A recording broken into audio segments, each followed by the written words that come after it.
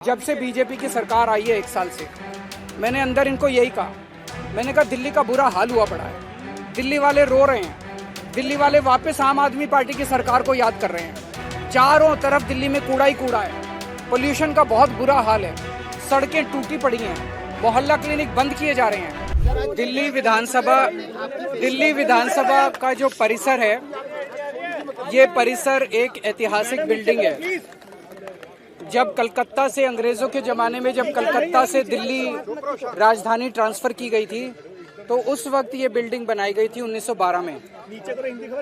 इस बिल्डिंग में 2022 में तत्कालीन स्पीकर श्री रामनिवास गोयल जी के प्रयास से ये पता चला कि एक कोने में एक फांसी घर था।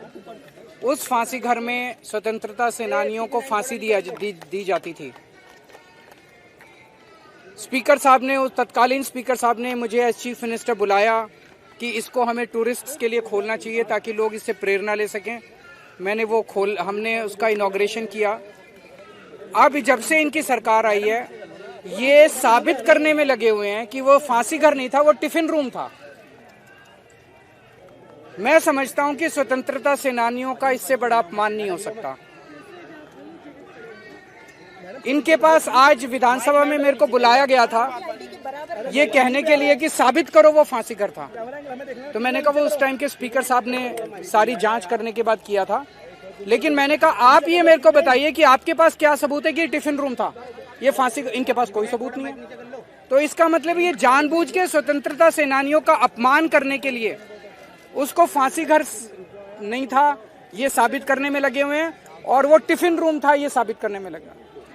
पर मेरा अपना ये कहना है, आज जब से बीजेपी की सरकार आई है 1 साल से, मैंने अंदर इनको यही कहा।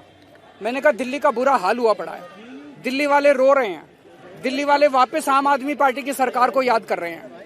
चारों तरफ दिल्ली में कूड़ा ही कूड़ा है, पोल्यूशन का बहुत बुरा हाल है, सड़कें टूटी पड़ी हैं, मोहल्ला क्लिनिक बंद किए जा रहे हैं, अस्पतालों में दवाइयाँ नहीं मिल रही हैं, पानी के हजारों रुपए के बिल आ रहे हैं, बिजली के हजारों रुपए के बिल आ रहे हैं, बिजली की कटौती हो रही है, चारों तरफ हाहाकार मचा हुआ है। मैंने कहा तुम्हारे को केवल एक ये मुद्दा मिला है टाइम खराब करने के लिए, केवल इसी के लिए तुम कर रहे हो।